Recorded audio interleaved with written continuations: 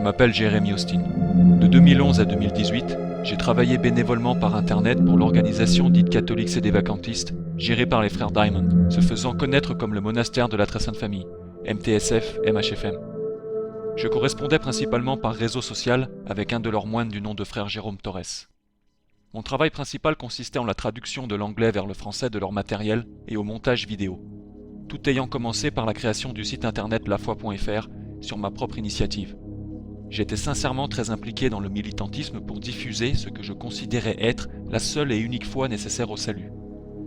Converti à l'âge de 22 ans, après avoir mené des recherches historiques et spirituelles, les travaux de MHFM m'avaient convaincu de la position sédévacantiste, et je décidai dès lors de les soutenir, sans pour autant verser dans une dévotion sectaire et aveugle pour leurs responsables.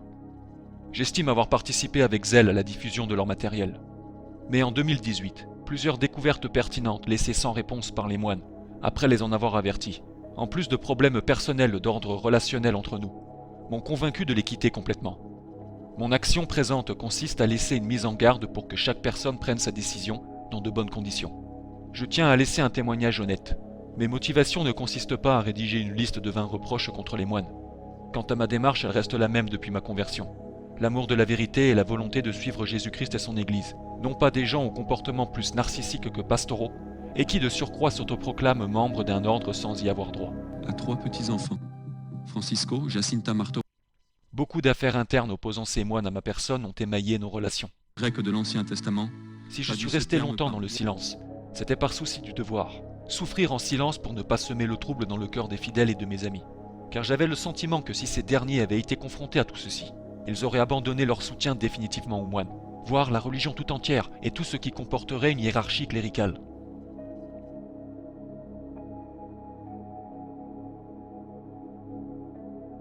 Lorsqu'un jour j'alertai les moines de l'existence d'un livre de John Pontrello contre les positions sédévacantistes, l'illusion sédévacantiste, pourquoi l'affrontement entre Vatican II et le sédévacantisme soutient l'orthodoxie orientale, et leur fit part de mon intention de le réfuter, ces derniers m'avaient écrit que ça n'en valait pas la peine.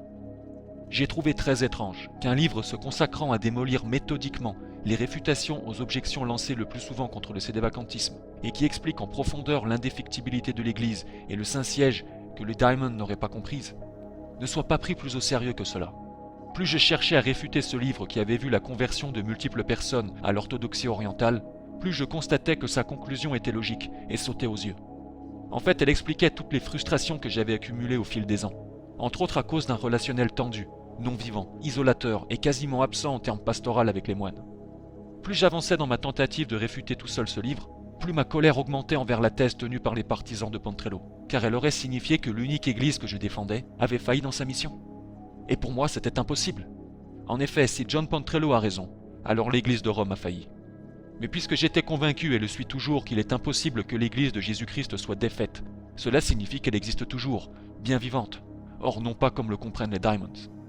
En tant que sédévacantiste, ce que je disais aux gens constamment était que ce qui fait avant tout la papauté et l'Église catholique, c'est la fonction papale grâce au Saint-Esprit, et pas juste la personne du pape. Le livre de John Pontrello réfute néanmoins cette assertion point par point, en prouvant que les définitions sur la papauté ne tournent pas uniquement et exclusivement autour de cette fonction papale. A l'inverse, la juridiction, le charisme et l'unité doivent être liés entre eux, et il faut que le phénomène de succession de personnes sur le trône de Saint-Pierre soit à perpétuité pour ne pas contredire l'enseignement dogmatique catholique. La lecture de l'encyclique de 1873 du pape Pie IX, Etsi Multa, fait comprendre que les arguments prononcés dans la condamnation et l'anathème des partisans de l'anti-infabilité pontificale, comme d'affirmer que le pontife romain, tous les évêques, prêtres et fidèles joints lui dans l'unité de la foi, soient tombés dans l'hérésie en approuvant les conclusions d'un concile œcuménique de l'Église, s'appliquent tout autant aux sédévacantistes d'aujourd'hui en schisme avec Rome, à cause du Concile Vatican II.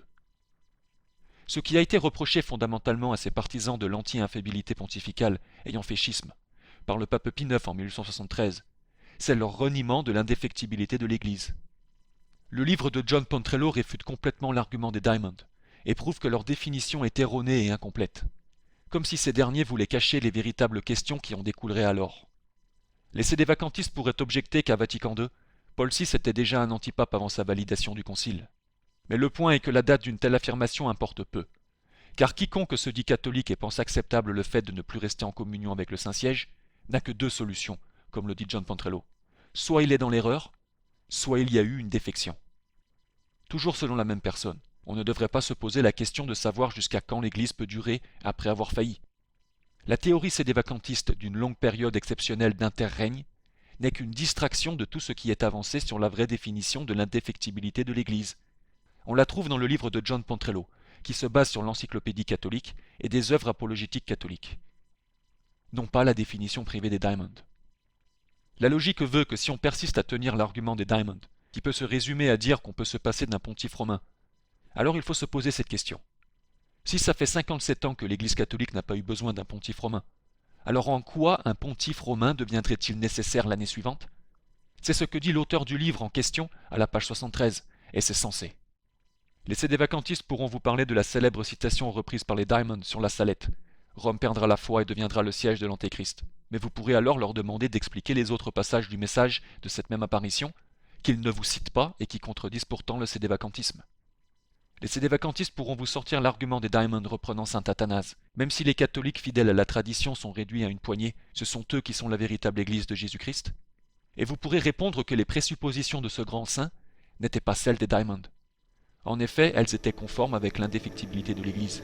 Le saint vivait à une époque où l'Est et l'Ouest n'étaient pas séparés et ne formaient qu'un.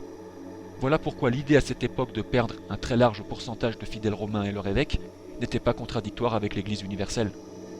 Quand je vous ai dit avoir averti les moines de MHFM du livre de John Pontrello et n'avoir reçu aucune réponse digne de ce nom, je tiens à préciser qu'une chose similaire s'est produite des années plus tôt pour un autre sujet, celui de l'ignorance invincible, que Peter Diamond dénonce et prétend réfuter dans son livre « Hors de l'Église catholique, il n'y a absolument pas de salut ». Je l'avais informé personnellement de Singulari Quidem, la lettre aux évêques autrichiens du 17 mars 1856. Notez que c'est Quidem et non pas Quadam ou Quadem. Peter Diamond cite Quadam à la page 107 de son livre, mais pas Quidem, qui avait un jour retenu mon attention après qu'un adversaire de MHFM m'en eût parlé. Peter Diamond m'avait répondu par courriel que ce passage était clairement hérétique et qu'il allait s'y intéresser plus tard. Je n'ai toujours pas reçu de réponse sur ce sujet, qui devrait pourtant réveiller les consciences des défenseurs de ce livre. Voici la phrase du pape Pie IX sur l'ignorance invincible, qu'il avait prononcée 2 ans après l'encyclique que le moine prétend pouvoir expliquer dans son livre. L'Église catholique, elle est le sanctuaire inébranlable de la foi même, et le temple de Dieu, hors duquel, sauf l'excuse d'une ignorance invincible, il n'y a point de salut à attendre. Pour rester cohérent, Peter Diamond devrait accuser d'hérésie le pape Pie IX, lui qui est accusé dans son livre d'avoir été faible dans ses propos sur le salut. Vous conviendrez que selon les propres termes de MHFM, Pie IX est plus que faible dans Singulari Quidem. D'autant plus que l'ignorance invincible est critiquée, condamnée et anéantie farouchement par le moine comme une preuve d'apostasie pour quiconque la tiendrait de nos jours. Il suffit de parcourir les chapitres de son livre sur l'ignorance invincible pour s'en rendre compte. Pourquoi le pape Pie IX, celui qui a écrit un catalogue des erreurs modernes en son temps, devrait-il échapper au jugement tranchant des Diamonds sur les antipapes hérétiques en général? Comble de la confusion pour les Diamonds, Pie IX aurait donc été touché d'une hérésie foudroyante des années avant sa présidence du Concile œcuménique Vatican I, 1870. Si on repense à l'argument sédévacantiste pour valider leur séparation du signataire de Vatican II, Paul VI, à savoir que Paul VI était déjà un hérétique avant Vatican II. Alors comment accepter qu'on puisse faire l'impasse sur Pie IX en rapport au premier concile du Vatican? Pour rester cohérent, les sédévacantistes devraient au moins remettre en question la validité du pontificat de Giovanni Maria Ferretti, dit Pie IX. Au passage, sachez que lors de la proclamation du dogme de l'infaillibilité pontificale par ce même Pie IX à Vatican I, un éclair frappa le dôme de la basilique Saint-Pierre, qui ne possédait alors pas de paratonnerre. La théorie de la fin des temps selon MHFM, et plus exactement de l'événement similaire de la foudre tombée sur la basilique Saint-Pierre durant le règne de Benoît XVI, devrait logiquement rester cohérente avec Pie IX. Mais peut-être que certains font l'autruche pour justement ne pas déduire de l'anti-pontificat de Pie IX. S'ouvrirait ensuite une boîte de Pandore qui réduirait en cendres au nombre d'affirmations affichées sur le site des frères Diamond.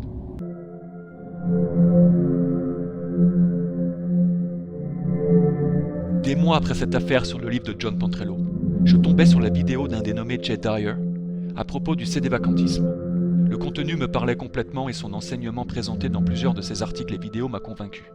Concernant la dite vidéo sur le sédévacantisme, j'en dirai plus tout à l'heure, car elle traite de l'aspect relationnel des individus, et nous avons déjà vu l'argument dévastateur contre cette opposition. Je préfère avant tout m'attarder sur une doctrine théologique cruciale, la distinction essence-énergie. Les Diamond ont sorti une vidéo à ce propos, Ou plutôt ils ont tenté d'y répondre pour garder dans leur enclos leurs ouailles troublées en présence des questions logiques qui en découlent. C'est normalement réservé au débat contre ce que les Diamond appellent couramment les schismatiques orientaux ou les soi-disant orthodoxes, pour se référer aux partisans du bloc de l'Est, suite au grand schisme de 1054 entre Rome et l'Église dite d'Orient. À l'époque, je n'avais pas porté mon attention sur le point théologique de la distinction essence-énergie, mais au fur et à mesure de ma découverte de Jedier, je parvenais à la conclusion que les Diamond ne savaient pas de quoi ils parlaient. En fait, je les soupçonne de malhonnêteté intellectuelle, et j'en eus la certitude lorsqu'en visionnant leur deuxième vidéo contre les orthodoxes, je tombais sur ce même Jedier. Mais les moines ne l'avaient pas identifié clairement, et s'étaient servis de ses propos de façon détournée. Leur commentaire personnel sous leur première vidéo contre les orthodoxes est un aveu de mauvaise volonté. Il est clairement question de Jedier, même s'il ne le cite pas. Son parcours s'aligne avec le rapport des Diamond, bien que le ton calomniateur, méchant et faussé ne reflète pas la réalité des événements que Jedier présente en personne dans une vidéo décrivant les étapes de sa conversion à l'orthodoxie orientale. Le fait qu'ils ajoutent ensuite que Jedier ne représente pas ou ne cite pas correctement les sources qu'il utilise est un mensonge grave pour quiconque a passé un petit peu de temps à l'observer dans ses vidéos. C'est régulièrement qu'il fait des photos de pages de livres et cite ses sources. Les Diamond devraient avoir honte de leurs mensonges falsifiant l'image du prochain, ce qui équivaudrait selon leurs propres termes à un péché mortel. Pourquoi selon vous les Diamond cachent-ils l'identité de Jedier? Parce qu'ils le considèrent comme une de leurs plus grandes menaces, et que c'est leur stratégie pour ne jamais avoir à débattre avec lui. Ce dernier écraserait Peter Diamond lors d'un débat, même s'il n'y en a pas besoin pour conclure de l'issue fatale pour le camp des Diamond. À mon avis, la première vidéo de MHFM sur les orthodoxes visait déjà à écarter Jedier comme menace, sans le citer, en contournant malicieusement le problème dans l'espoir que les personnes infectées par lui, selon eux, n'iraient pas plus loin dans leurs recherches. Quand Peter Diamond se plaint d'une mauvaise explication de leur compréhension de la position des orthodoxes sur la distinction essence-énergie, c'est une diversion. Au fil des pages Twitter de MHFM et de leurs partisans, je m'en suis rendu compte. Cette diversion est utilisée pour ne pas avoir à traiter le problème de fond. Et qu'en est-il de ce fond alors? Je ne vais pas m'étendre en termes trop techniques sur ce sujet de la distinction essence-énergie divine. Plusieurs articles traduits de Jedier vous sont rendus disponibles à la fin de ma présentation pour ce cas précis. Je préfère ici synthétiser au mieux cette doctrine, dans un premier temps pour ensuite développer mon point sur la faiblesse des Diamond dans l'exposition de ce sujet. Concrètement, c'est quoi cette distinction essence-énergie? L'essence de Dieu reste inaccessible aux humains. C'est pourquoi seules les énergies de Dieu, c'est-à-dire l'émanation de la gloire de Dieu, peuvent se voir avec l'œil non rationnel de l'esprit humain. Le problème quand on parle d'essence divine, c'est que la doctrine catholique romaine sur la définition à donner à la simplicité divine est absolutiste. On parle alors d'absolue simplicité divine ou simplicité absolue. Toutes les relations, actions et tous les attributs de Dieu sont identifiés de façon irréductible avec sa nature simple, c'est-à-dire son essence. C'est une simplicité dans laquelle on ne trouverait ni distinction ni composition. Les orthodoxes croient en une simplicité divine, mais pas absolutiste. Selon Jedier, la vision romaine sur cette simplicité est née des suppositions hellénistes dans leur dialectique. Et si cette doctrine doit son succès et son ancrage dans la doctrine catholique romaine après le premier millénaire, c'est entre autres à cause de la prestance de Thomas d'Aquin et des mauvaises présuppositions de l'essence divine dans le thomisme et la scolastique. Le thomisme est officiellement la philosophie de l'Église catholique romaine depuis 1879, avec l'encyclique Aeterni Patris du pape Léon XIII. En 681, le sixième concile œcuménique, Constantinople III, proclame dogmatiquement la distinction essence-énergie en relation à Christ et ses deux natures. Ce concile avait notamment été convaincu par le livre de saint Maxime le Confesseur dans sa correspondance avec Pyrrhus. La notion de monoénergie y est jugée anathème. Notez que le pape saint Agathon avait écrit une lettre au concile en exprimant favorablement ses conclusions. Bien plus, il les expliquait en détail explicite en recourant littéralement au terme énergie. Ceci montre qu'il était bien question de ce point théologique de la distinction essence-énergie dans les proclamations dogmatiques du concile Constantinople III. Maintenant, pour que vous compreniez pourquoi il est si important de méditer sur ce point théologique, écoutez bien la question suivante. Dans l'épisode de la Transfiguration, lorsque Jésus-Christ faisait se manifester la lumière divine de Dieu sur le mont Tabor, cette lumière était-elle créée? C'est évident que non. De la même manière, comment Moïse a-t-il pu parler avec Dieu, face à face, comme on parle à son ami, si Dieu est une essence absolument simple?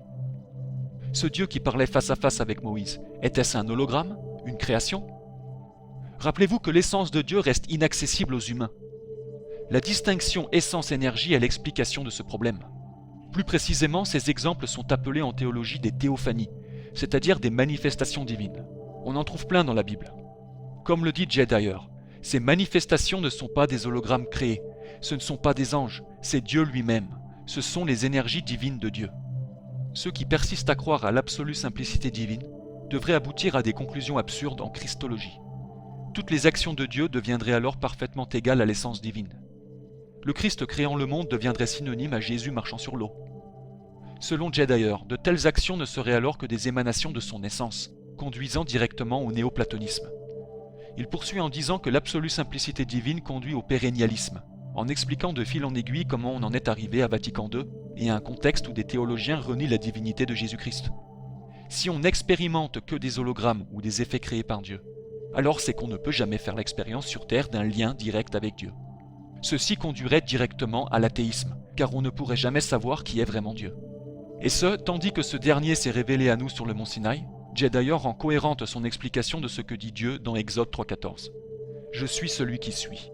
Ce n'est pas une essence suprême, mais le Père Tout-Puissant qui se présente par « Je suis ».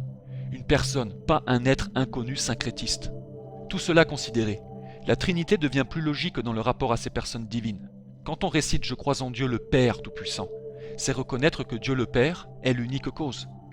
Saint Grégoire de Nazianze disait que tout ce que le Père possède, le Fils le possède, sauf le fait d'être l'unique cause. Ainsi, il n'y a pas de double procession du Saint-Esprit. Il n'y a qu'une seule cause, et elle est personnelle, le Père. J'espère avoir synthétisé au mieux le point théologique de la distinction essence-énergie. Pour trouver une façon plus facile de vous le faire comprendre, c'est comme le soleil. Quand on est frappé par un rayon de soleil qui nous fait du bien, ce n'est pas faux de dire alors que c'est le soleil qui nous fait du bien. Cette vérité ne renie pas cependant le fait qu'il n'y a qu'un soleil que nous voyons dans le ciel, mais qui nous reste inaccessible en son centre. Nous pouvons passer à ce stade à une brève critique de la vidéo de MHFM sur ce point. Peter Diamond n'a parlé majoritairement que de la tactique de concentration dans la prière pratiquée par des moines orthodoxes, appelée l'hésychasme. C'est comme si on cherchait à critiquer la Lectio Divina des moines bénédictins, l'ordre dont se réclament les Diamond, quand des moines baissent la tête face à la Bible pour méditer et prier. Mais nous n'avons pas besoin d'aller si loin pour réfuter les Diamond. Le mysticisme existe aussi dans l'histoire du catholicisme, et il apparaît de fait évident que les Diamond font diversion. En observant leurs quelques réparties récentes contre les orthodoxes, depuis la sortie de leur film, j'en ai la conviction. Ils font diversion et attaquent sur quelques failles, faiblesses ou malentendus commis par des orthodoxes sur un sujet très complexe et englobant un vocabulaire technique, pour ne pas parler et traiter ce qui les dérange vraiment, dans les questions logiques qui ressortent concrètement sur le sujet de l'absolue simplicité divine. Leur comparaison avec le yoga est une farce. L'orthodoxe Séraphim Rose croyait correctement en la distinction essence-énergie et a pourtant écrit un livre entier contre le yoga. Je pense que les Diamond ont trouvé une façon simple mais non glorieuse de se débarrasser d'un problème gênant sans perdre face. Leur utilisation de saint Athanase marque la fin du débat qu'ils ont perdu. Peter Diamond a coupé une partie d'une citation dans l'œuvre d'Athanase, De Decretis, pour tenter de prouver que ce saint aurait enseigné l'absolue simplicité divine comme le comprend MHFM. Dans sa vidéo tournée en direct le 19 février 2019, Jay Dyer réfutait indirectement les Diamond. Voici ce qu'il aurait pu répondre à Peter Diamond en plein débat, qui se serait retrouvé alors absolument embarrassé. So, you literally just made a clown fool out of yourself, because the entire argument, thank you for handing that to me. You just handed to me the fact that you missed the entire context of the argument of Athanasius against the Arians for wrenching out a paragraph proof text that is perfectly an orthodox statement of divine simplicity, and you missed the whole argument and undercut it by trying to make him into a proponent of Thomism. Utterly stupid. Que des catholiques accusent de polythéistes les orthodoxes pour croire à cette doctrine de la distinction essence-énergie, c'est déjà une hypocrisie quand on prétend croire en la présence réelle dans l'Eucharistie. La citation suivante vaut la peine d'être mentionnée pour rejeter cette accusation grossière. À l'objection philosophique qu'il présentait un Dieu secondaire et inférieur, à côté de l'unique divinité, Palamas répondait maintes et maintes fois qu'aucune multiplicité de manifestations divines ne pouvait affecter l'unité de Dieu, car Dieu dépasse les catégories d'ensemble et de partie. Et tandis que dans son essence, il reste toujours inconnaissable, il se révèle entièrement dans chaque énergie en tant que Dieu vivant. Ces personnes ne comprennent pas que cette doctrine, quand on englobe dans le raisonnement une façon de parler qui dirait que Jésus, le Fils de Dieu, est la sagesse de Dieu, ne signifie pas une identification stricte entre la nature, l'hypostase, et l'opération, l'énergie. Jedier dit à cet égard que d'identifier strictement le Fils de Dieu avec la volonté de Dieu conduirait à des erreurs et hérésies massives, telles que la notion absurde que le Fils se génère lui-même. Il poursuit en disant que les attributs de Dieu tels que la bonté, l'amour, la miséricorde, la providence, la sagesse, etc., ne sont pas des définitions propres de la nature divine, car la nature divine surpasse toute définition singulière. Mais ça ne signifie pas que lorsqu'on utilise un attribut, on ne veut pas signifier Dieu dans son tout. Par exemple, si on parlait de Jésus en parlant de sa nature divine, ce ne serait pas une définition stricte de Jésus avec ses deux natures. Mais ça ne serait pas hérétique du moment que l'on croit que Jésus a deux natures. Pour le dire autrement, parler de la sagesse ou de la providence en voulant parler de Dieu n'est pas hérétique du moment qu'on ne cherche pas à retirer les autres attributs qui reviennent à Dieu. Encore une fois, je soupçonne de malhonnêteté les Diamond, qui entretiennent une confusion délibérée auprès de leurs partisans pour garder le contrôle d'une situation qui les échappe. En l'occurrence, la conversion massive de sédévacantistes à l'orthodoxie. Eux et leurs partisans sont prompts à condamner quiconque ne comprend pas très vite que la nouvelle messe ne doit pas être suivie après avoir consulté leur matériel. S'ils appliquaient sur eux-mêmes leurs principes, et vu le niveau théologique qu'ils se donnent, ils devraient au moins reconnaître leur tort, leur manque de flexibilité ou leur incapacité à comprendre la distinction essence-énergie. Pour Jedier, les Diamonds sont des clowns, avec lesquels on ne doit pas perdre de temps. Si on part du principe que la Trinité est un mystère, ceux qui critiquent la distinction essence-énergie devraient être humbles s'ils ne peuvent pas comprendre le procédé dans son entier, au lieu de tout rejeter en bloc en ne distinguant pas correctement les propos de saint Athanase. Il ferait mieux de se concentrer sur les failles évidentes de leur raisonnement et ce qu'ils devraient conclure en s'accrochant à l'absolue simplicité divine. His essence, he remains unknowable always, but he reveals himself wholly in each energy as the living God. So God is wholly present in his energies, even if it's the energy of providence, right? And you say, well, what if love and providence and mercy are distinct attributes, then how is God wholly present in each one? That's why it's a mystery, bro. That's why it's a revealed doctrine and not a philosophic doctrine. En fait, une vue d'ensemble les aiderait à y voir plus clair. Et c'est exactement ce dont il nous faut parler à ce stade avec la suprématie papale.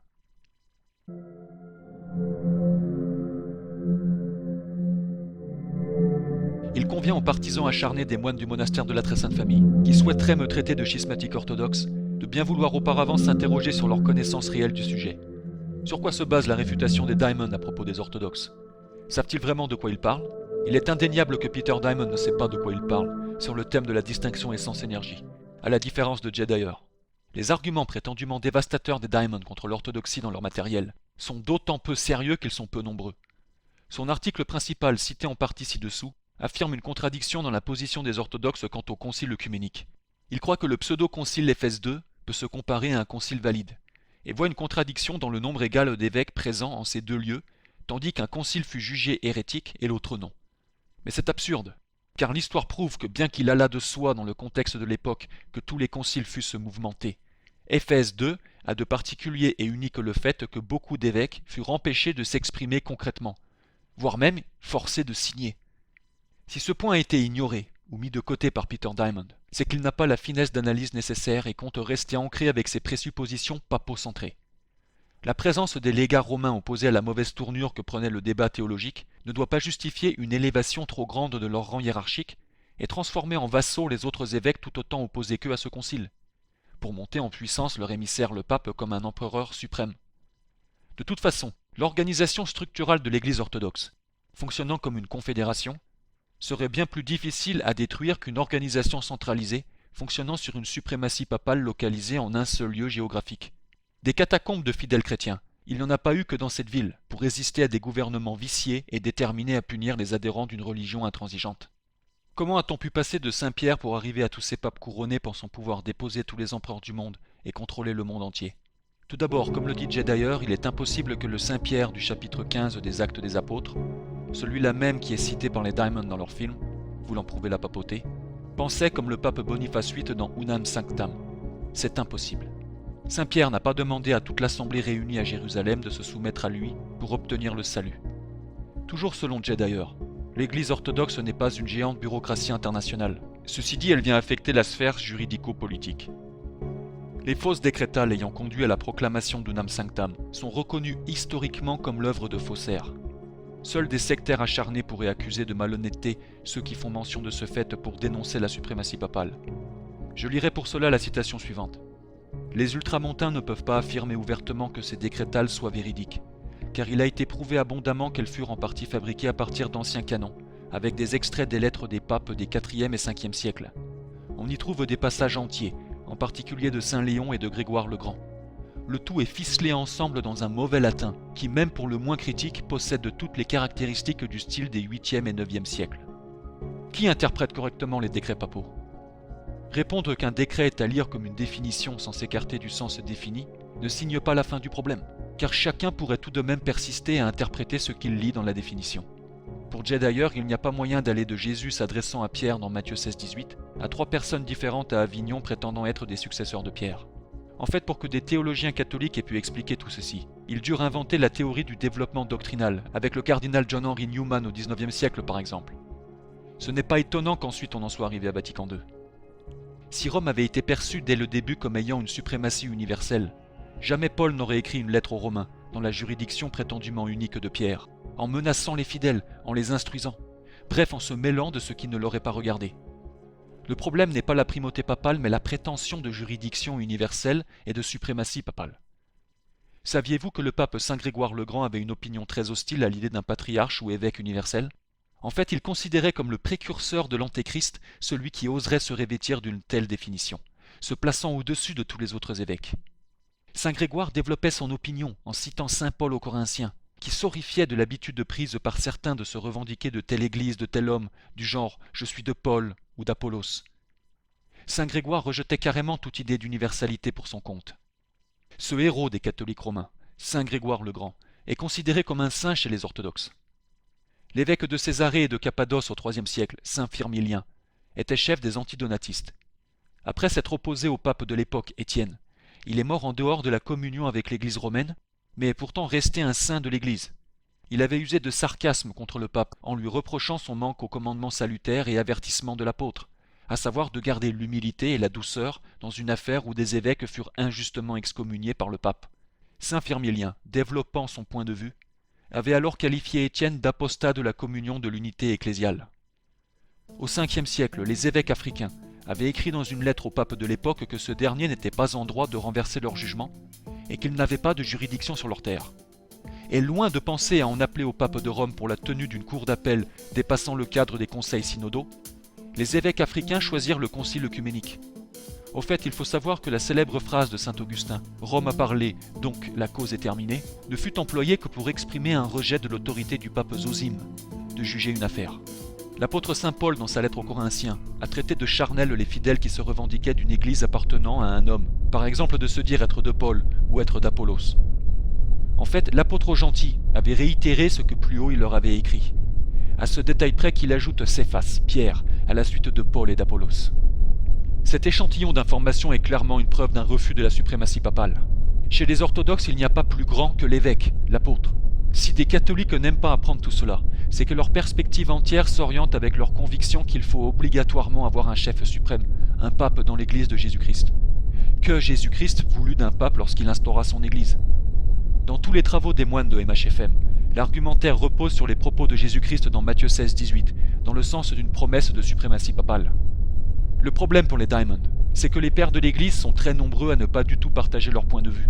Vous trouverez dans les liens un extrait traduit donnant plus de détails. Mais pour le dire brièvement, 8 pères pensent que la pierre signifie tous les apôtres. 16 pères disent que Jésus était la pierre de ce passage. De plus, saint Paul appelle Jésus la pierre, dans 1 Corinthiens 10-4. Ceux qui se sont baladés à Rome, et plus exactement au Vatican, ont dû se sentir gênés de devoir défendre une église qui moralise sur la sexualité et qui pourtant possède quantité de statues montrant des corps nus dans beaucoup de ses monuments. Un relent d'hypocrisie devrait effleurer vos narines. Il n'y a pas fallu attendre Vatican II pour observer des pratiques viciées ou des attaques pédophiles au Vatican.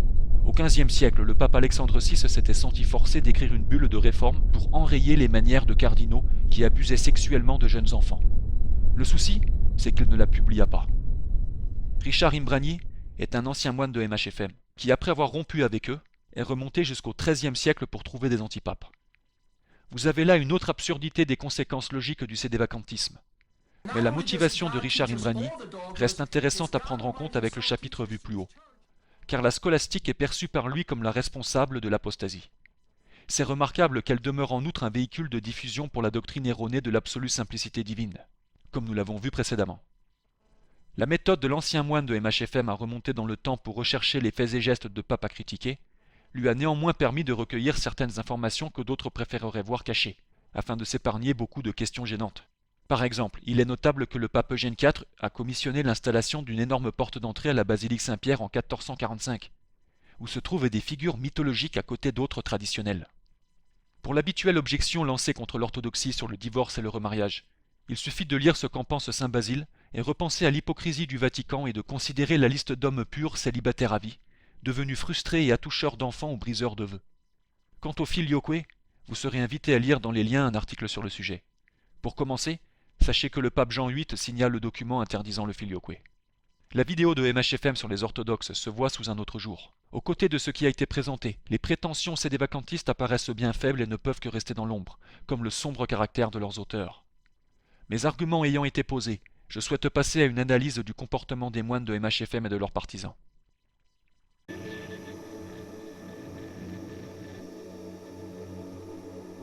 Le sédévacantisme vu par Jay Dyer est un monde d'espions, de cinglés et d'escrocs. This world of spooks, kooks, and crooks. Le point principal de sa vidéo sur le sujet s'accorde avec ma propre expérience. Je valide son analyse et l'applique au Diamond. Avant de me lancer, je tiens à noter la présence d'hommes et de femmes courageux chez les sédévacantistes et très intelligents. Certains sont toujours des amis. Dans le cas de ceux qui soutiennent les moines de MHFM, ils ne voient pas forcément l'emprise illégitime que ces derniers ont sur eux. Ils ne voient pas que dans ce monastère règne un centralisme exacerbé autour du chef Michael Diamond, qui est décevant et écrase tout autre style ne plaisant pas à ses goûts ou opinions, quoi qu'il en dise. Celui qui cherche à appliquer concrètement les conseils des Diamonds sur la réception des sacrements verra qu'il est beaucoup plus difficile de passer aux actes. Les États-Unis ne constituent pas le reste du monde. Il arrivera un moment, si on cherche à suivre les conseils de MHFM, où il faudra se rendre à l'évidence qu'il faut rester chez soi. L'isolement devient ensuite très pesant et pousse à une forme de toxicité dans les relations. J'étais moi-même très dur, trop dur avec les gens que je prétendais guider malgré moi. Je parlais toujours de tranchées, mais c'est beaucoup plus facile de rester seul à Fillmore aux États-Unis, là où résident les moines, plus ou moins loin de tout contexte sociopolitique dangereux que dans une Europe qui se dégrade de jour en jour ou dans tel autre coin du monde. L'imprudence, ou devrait-on dire la fourberie, que je perçois dans leurs conseils pour savoir comment recevoir les sacrements, pousse les gens à adopter des attitudes pour le moins abusives de la gentillesse et patience de ces quelques prêtres pro-Vatican II qui acceptent de confesser celui qui les traite sans cesse d'hérétiques et qui ne soutient pas sa chapelle. Un tel degré d'incivilité, de manque de politesse et de courtoisie, j'ai pu en observer en quantité durant mes années à leur service. Stephen Sperry avait débattu contre Peter Diamond concernant le baptême, et était toutefois resté choqué du comportement de son opposant. Le moine l'avait appelé très tard dans la nuit, en fixant en plus des conditions pour sécuriser l'issue du débat pour son propre compte. Apparemment, ce n'est pas la première fois que Peter Diamond use de ce genre de tactique, visant à se garantir l'issue d'un débat. Peu importe dans quel camp on se situerait quant au baptême de désir, le comportement de Peter Diamond reste scandaleux. La théorie des Diamonds sur la fin des temps explique pourquoi ils rendent légitime un tel comportement isolateur. Nos temps d'exception permettraient des mesures d'exception. L'exception devient finalement la règle. J'invite pourtant les gens à considérer qu'une théorie sur la fin des temps consiste à voir les rois de l'Apocalypse comme les derniers rois de Judée, et les avertissements de Jésus dans Matthieu 24, non pas comme une prédiction pour notre époque, mais une sur le sac de Jérusalem en 70 après Jésus-Christ. Un article traduit se trouve dans les liens. En bref, les Diamonds pourraient avoir tout faux, et sans la fin des temps, les Diamonds ne sont plus rien. Au fil des ans, j'ai assisté à l'escalade de la prise de confiance des Diamonds sur le sujet. C'est comme s'il leur pourrait, le conditionnel employé pour dire qu'on serait libre de rejeter leur théorie, était faux, et qu'il faudrait vraiment adhérer à leur théorie sous peine de se voir rejeté par leur groupe. Leur conditionnel serait en fait une injonction, et c'est très important de faire remarquer qu'en anglais, le should peut subtilement signifier un ordre aussi. Les Diamonds font pareil avec la prière du rosaire. Chaque fois qu'ils recommandent aux gens le rosaire, leur « vous devriez prier » est faussé, car une sorte de pression repose sur les épaules des gens. Je passais des nuits entières à prier le chapelet en sachant que dans la journée je travaille dans le civil. C'était épuisant, et les moines m'ont souvent paru déconnectés de la réalité. Je tiens à préciser que tout ce que je disais aux gens de faire, je le faisais moi-même. Transmettre aux gens une telle procédure de conversion au quotidien ressemble presque à une tactique de contrôle mental. Il suffit d'observer les fidèles acharnés des Diamonds. J'ai côtoyé suffisamment de personnes pour vous dire que c'est vrai. Ayant passé des journées et nuits consécutives à traduire les travaux des moines, je connais leur style d'écriture et peux aisément repérer des caractéristiques linguistiques très précises. Tous leurs fidèles acharnés qui naviguent sur la toile emploient les mêmes réparties et mots de vocabulaire clés que les Diamond. Ce sont littéralement des perroquets, des copies conformes nauséabondes. Le même ton glacial, froid, absent du second degré de charité selon leurs termes. Insulter d'hérétique tout le monde qu'on croise, c'est plus ou moins ce qui arrive car il apparaît qu'il ne suffit pas de convertir à la vraie foi le prochain, mais surtout le convaincre de suivre complètement toutes les positions des Diamond, comme le ferait une secte. Ces personnes devraient se souvenir qu'Apollos était un disciple de Saint Paul et évangélisait à ses côtés sans avoir été baptisé. MHFM défendrait difficilement ce fait historique, puisque visiblement, selon leurs écrits, à eux et leurs semblables, ils réfléchiraient longtemps avant de s'accorder de dire bonjour à quiconque n'a pas reçu le baptême. L'impression qui me traverse après mes observations, c'est que les fans des Diamond seraient incapables de reconnaître la présence de justes dans l'Ancien Testament, ou qu'ils critiqueraient presque l'attitude de Jésus-Christ auprès des malades ou des bons samaritains à convertir.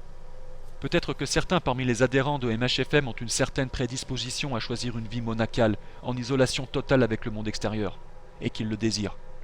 J'ai rencontré des gens correspondant à cette description, mais ce serait une erreur d'ignorer les gens plus simples, ou de les forcer à se placer au même niveau qu'eux dans des questions ne relevant pas, en plus et selon les Diamond, du salut.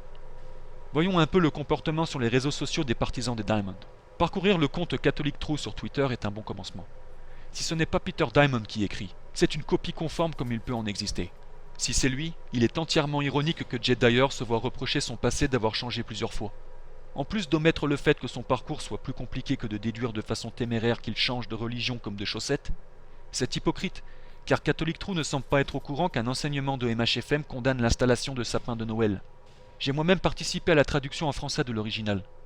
Ceci m'a valu des problèmes avec ma propre famille, et c'est bien dommage d'apprendre des années plus tard que ceci aurait pu être évité. Les Diamond n'ont aucune excuse, et devraient dans ce cas se mettre d'accord ou au moins s'accorder sur leurs informations. C'est aussi un exemple des conséquences de leur façon de se mêler de tout. Il ferait mieux de s'occuper de leur tâche première, eux qui se prétendent religieux bénédictins. J'ai d'ailleurs fait un rapprochement avec l'autisme chez les sédévacantistes, que ce sont aussi des gens instables et trop ancrés dans une recherche d'idéal. En parlant de sa propre expérience, il dit qu'à 20 ans, I was very idealistic and I assumed that there would be a perfect system that I could map onto reality. And when I didn't find everything matching up to this perfect intellectual system, it became very frustrating because it eventually leads to a kind of despair because there's just you and nobody else, right?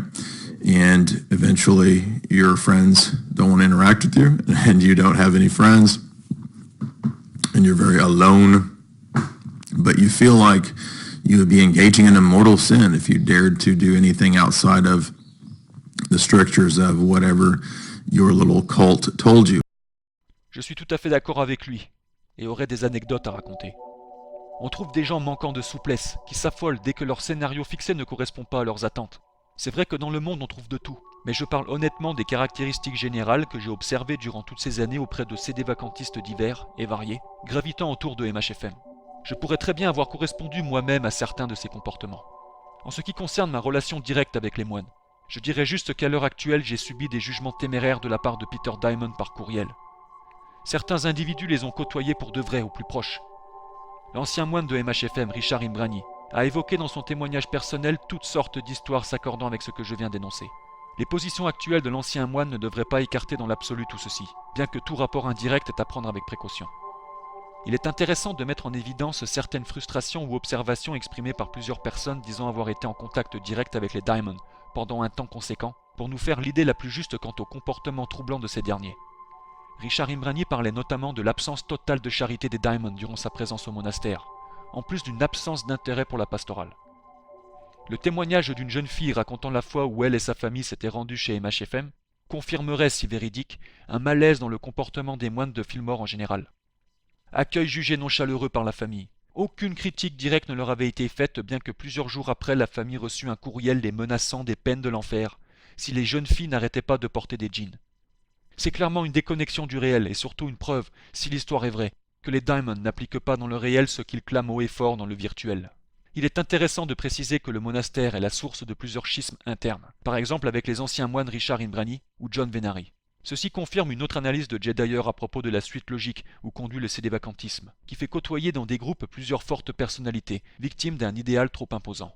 Les Diamond sont capables d'encourager leurs partisans à haïr leur propre famille, et d'utiliser les propos de Jésus-Christ dans Luc 14, 26 dans un sens littéral.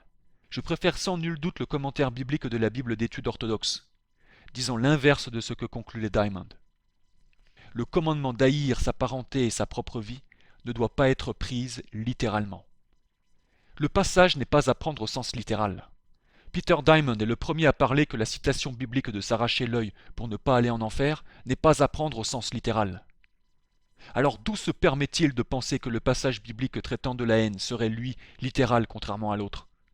La version opposée à celle de Peter Diamond est en accord avec le 4e commandement de Dieu d'honorer ses parents, et les autres passages des évangiles reprenant ce passage avec un mot décrivant toutefois une attitude beaucoup moins haineuse. Peut-on parler de bons fruits de MHFM quand on constate un tel comportement haineux dans l'évangélisation? Jedediah exprime encore justement que selon sa propre expérience, des personnes sont devenues athées 10 ans après avoir été sédévacantistes et s'être rendu compte de l'absurdité de la position.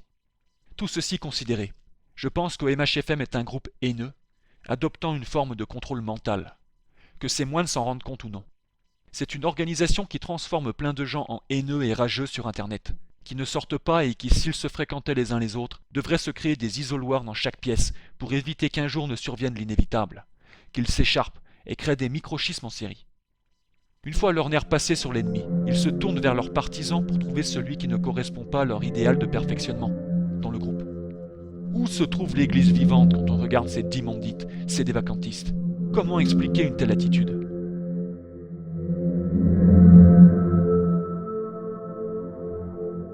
Un prêtre catholique traditionnaliste avec qui j'ai conversé en octobre 2018, l'abbé Gracili, m'a donné plein d'arguments expliquant pourquoi les Diamond font plus de mal que de bien, quand bien même ils seraient de bonne volonté dans leur principe de transmettre la foi.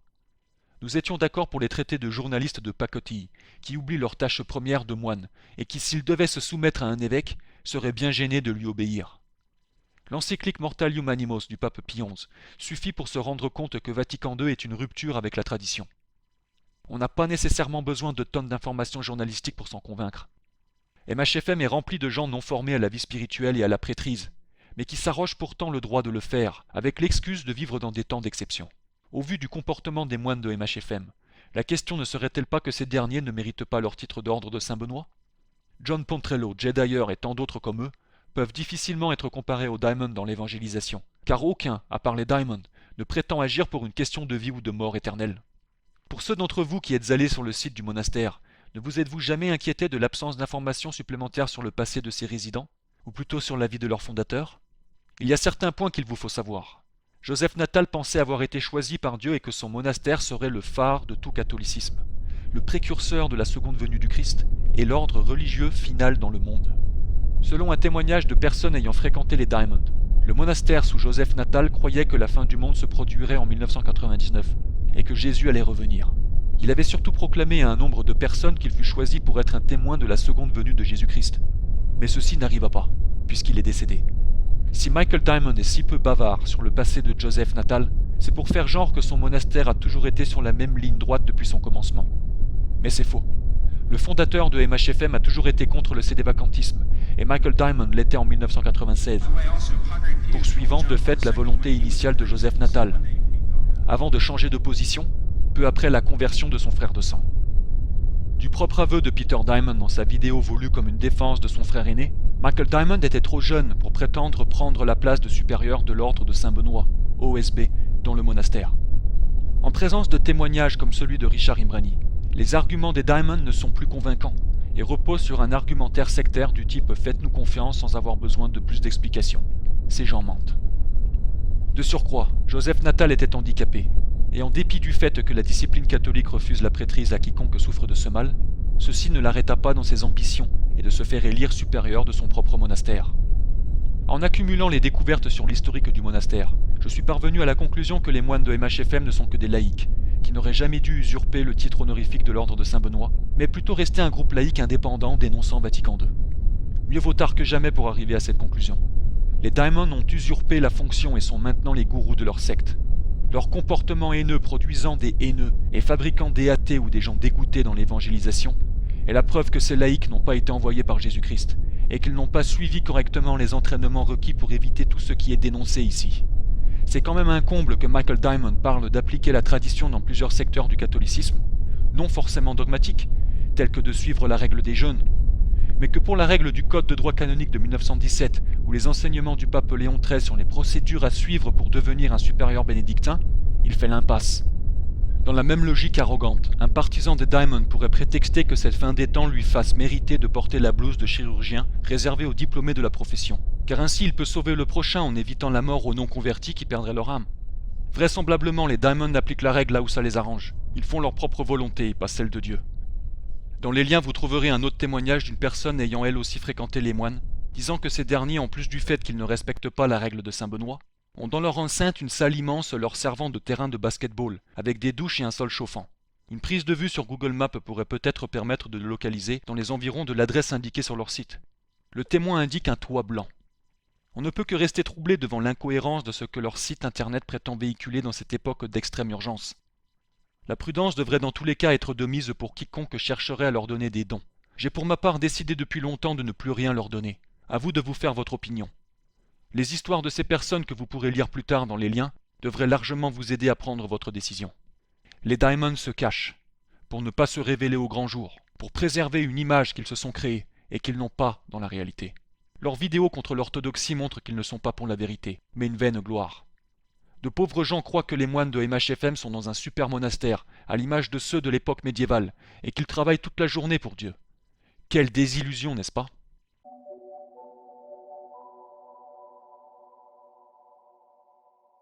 Alors, puisque je ne soutiens plus les frères Diamond de MHFM, quelle est ma position actuelle ? Peut-on parler de grands changements de fond ? Sincèrement, je crois que je n'ai pas changé, mais suis allé au bout de la logique du sédévacantisme. Les sédévacantistes peuvent être qualifiés d'orthodoxes arrivés à mi-chemin. À mon avis, le livre de John Pontrello conclut dans l'honnêteté, pour savoir accorder les mérites des deux camps majeurs des déçus de l'Église romaine post-Vatican II.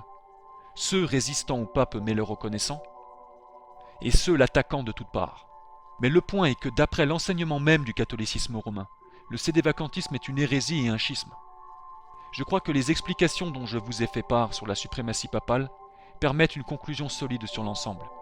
Elles mettent surtout en perspective une toute autre échelle d'observation dans l'analyse du problème, à l'aide d'une approche holistique du problème. Au lieu d'expliquer que Vatican II est arrivé à cause d'un problème ayant déjà existé 100 ans auparavant, on peut expliquer le problème comme remontant à un millénaire de mauvaise théologie affectant l'ecclésiologie catholique.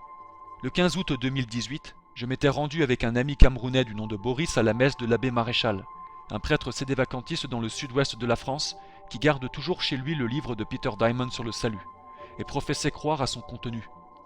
Grande était notre joie lorsqu'il nous fit part, durant ce voyage, de l'existence d'un évêque du nom de Monseigneur Scharf, qui soutiendrait les moines de MHFM, et dont l'ordination était valide, de la lignée de Monseigneur Tuc. Quelques jours plus tard, nous apprîmes que ce dernier ne soutenait pas en réalité les moines, mais les condamnait. Aux dernières nouvelles, la communauté de Monseigneur Scharf s'est depuis dissoute. Ainsi, vous avez encore une série de jeunes convertis sédévacantistes, isolés chez eux, sans pouvoir bénéficier du service après-vente bénédictin des Diamond, pourtant affiché indirectement sur leur site, et qui se retrouvent isolés plus que jamais.